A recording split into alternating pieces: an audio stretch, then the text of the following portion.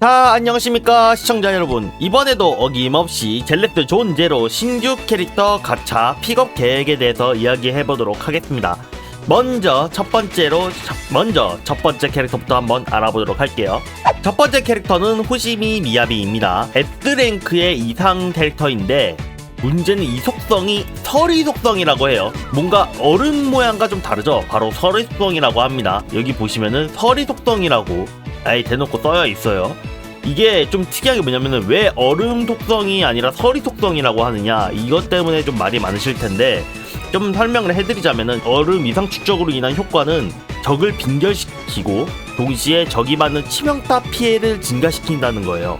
근데 아시다시피 이상 딜러는 현재까지 치명타와 관련된 옵션이 없습니다. 즉 치명타가 터지지 않기 때문에 굳이 치명타를 챙길 이유가 없어서 얼음 이상 딜러가 나오지 않을 거라고 생각을 했거든요. 그것 때문에 그런지 이번에는 얼음이 아니라 그걸 좀 더 변환시킨 서리 속성으로 나타났습니다. 이상 딜러이기 때문에 우리 강공 캐릭터인 엘렌 조는 당분간 수명을 연장받게 됐습니다. 일단 스킬부터 한번 보도록 하시죠. 미야비는 적을 공격하면 빙염을 부착을 하게 돼요. 그리고 빙염을 부착하게 되고 持续对附着冰焰的敌人攻击，积累裂霜属性异常积蓄槽。 여기까지 기준과 똑같죠? 时则会触发特殊的冻结、碎冰和霜寒效果。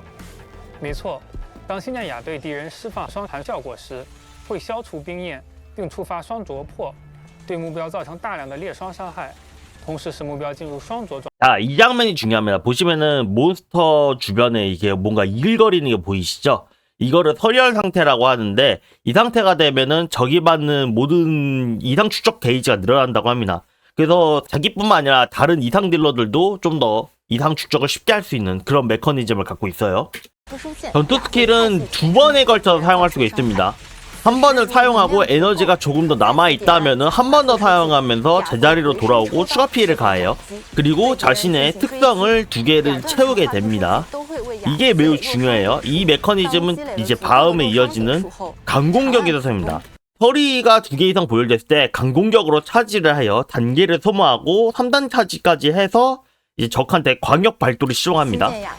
이렇게 칼날처럼 바람의 상처, 옛날에 애니메이션은 많이 봤죠? 바람의 상처처럼 칼날을 소환해서 적한테 피해를 주는, 이게 아마 주 메커니즘이 아닐까 싶습니다. 이게 좀 중요해요. 팀 내 지원 캐릭터 혹은 같은 진영의 캐릭터가 있을 때 T 내 임의의 캐릭터가 혼돈 효과를 발동해야 된다는 겁니다. 혼돈 효과를 발동할 때마다 자신의 특성을 회복하게 돼요. 이게 왜 중요하냐면은 이상 딜러는 두 가지가 있습니다. 지원 캐릭터로 쓰는 경우가 있고 다른 하나는 세트를 쓰는 경우가 있어요. 세트를 쓰는 경우가 보통 이상 마스터리 보너스를 받기 때문에 더 딜이 좋은데, 만약 세트를 사용하게 되면은 무조건 자신과 같은 진영 캐릭터를 쓸 수 있는데, 그렇게 되면은 야나기 말고는 사실상 다른 캐릭터 조합이 없죠. 그거를 조금 유의하셔야 됩니다. 궁극기는 그냥 심플합니다. 그냥 적한테 피해를 주고 자신의 특성을 3개씩 채우는 그런 옵션이 있어요. 자, 이렇게 해서 미야비를 알아봤고 다음 캐릭터를 한번 알아보도록 하겠습니다. 자, 두 번째 캐릭터는 아사바 하루마사입니다. S 캐릭터의 전기 강공 캐릭터예요. 킬 한번 보고 얘기하도록 하겠습니다. 하루마사는 특이하게 근접 공격과 활 공격을 같이 겸비하고 있는 그런 캐릭터입니다.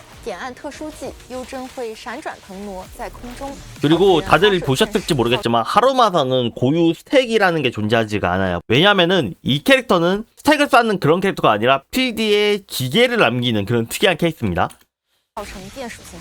보시면 이 필드에 이렇게 구체가 보이시죠? 예, 하루마사 고유 능력이에요. 除了精通射速之外，优真还擅长利用机关对敌人造成伤害。优真可以通过强化特殊技 강화 특수 스킬이나 콤보 스킬을 통해서 이 구체를 남긴다고 합니다. 可以通过强化特殊技、连歇技等手段生成机关、电弧。没错，当能量充足时，发动强化特殊技，优真将向前方发射飞刃和强化箭矢，造成伤害的同时生成机关、电弧。发动招式期间，优真具有无敌效果。当场上存在电弧时，长按特殊技或普攻用激活电弧攻击敌人，并对其施加识文字标记。 이 가위표라는 거를 생성하게 됩니다. 차지 일반 공격을 하거나 아니 전투 스킬을 사용했을 때 적에게 전기 감옥을 부여해요. 전기 감옥의 효과가 2스택 이상 시 타깃에게 가위표 표식을 남긴다고 합니다. 存在拥有10文字标记的敌人时，优真会进入醒觉状态。在此状态下，优真可以使用冲刺。 대기가 명주시 전기 감옥을 2스택을 소모하고요. 전기 감옥 효과가 2 이하가 되면 감옥 효과가 사라진답니다. 만약 이 전기 감옥 스택이 존재할 경우에 자신의 대시 공격이 강화된 형타, 강화된 배기로 시전이 된다고 해요. 구체를 생성해서 적한테 때려받고 자신이 스택을 쌓습니다. 그리고 이어서 대시 공격을 이용해서 그 스택을 소모하여 강력한 배기 공격을 하는 그런 메커니즘이라는 걸 알 수가 있어요. 그리고 추가 능력이 좀 특이합니다. 현재까지 있었던 딜러들은 보통 자신과 같은 포지션이거나 혹은 특정한 포지션의 캐릭터가 있어야지만 적용이 됐었는데 이 하루마사 같은 경우에는 격파 혹은 이상 캐릭터라고 합니다. 그러니까 간단하게 말하면 진영의 영향을 받지 않는 캐릭터예요. 일반적인 강공 캐릭터가 격파 딜러랑 많이 쓰인 경우는 많이 봤지만 이상 캐릭터랑은 많이 섞인 적이 없거든요. 그 말은 다른 전격 이상 캐릭터랑도 같이 있을 수 있게 좀 조합을 한 것 같아요. 궁극기는 참 슬픈 게 뭐냐면 다른 옵션이 1도 없습니다. 그냥 적한테 강한 데미지를 준다는 옵션밖에 없는 것 같아요. 다른 설명이 1도 없습니다. 자, 그럼 이제 여기서 이제 가챠 계획에 대해서 얘기를 해야 되는데 이번에 알아둬야 될 게 크게 두 가지입니다. 첫 번째로는 우리 하루마사가 무료로 증정이 됩니다. 이것 때문에 선택지가 좀 넓어졌습니다. 하루마사를 무료로 주기 때문에 여기에 전무를 뽑아서 하루마사 세팅을 완료를 하던가 좀 더 하루마사랑 미야비를 둘 다 뽑으실 유저 입장에서는 미야비에 집중할 수 있기 때문에 조금 더 금전적인 여유가 돼요. 그리고 한 가지 더 新建养见面，所以我们安排在百根首日直接开启新建养的调频。此外，关于免费赠送优真，我们不想等到下班配合考试开启再进行赠送，让大家憋得难受。因此，我们决定在百根当日就直接送出，跟本体配套的殷勤频段就顺带同步开启。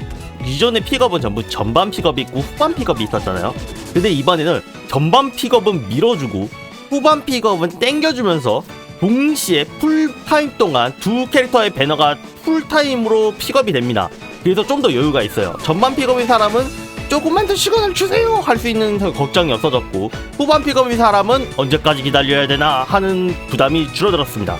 다만 이번 픽업에 대해서 주의할 점이 있는데 바로 미야비를 캐릭터를 뽑으실 거라면 전무를 뽑으셔야 됩니다. 이유는 조금 앞에 생략된 영상을 좀 보여드릴게요. 자, 이번에 나온 디스크입니다. 나뭇가지 검의 노래, 딱 일러스트만 봐도 미야비가 쓰게 생긴 그런 디스크죠.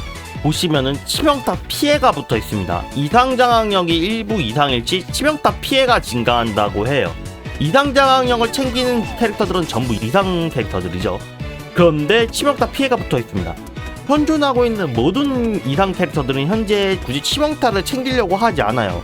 하지만 이 옵션에서만 보도 알 수 있다시피 미야비는 이상 캐릭터임에도 불구하고 치명타를 챙기는 게 보입니다. 다른 이상 캐릭터를 쓰는 무기를 우리 미야비가 쓸 수가 없다는 얘기예요. 사실상 대체가 불가능하다는 겁니다. 그래서 만약 미야비를 뽑게 되면 무조건 전무를 확정적으로 뽑으셔야 돼요.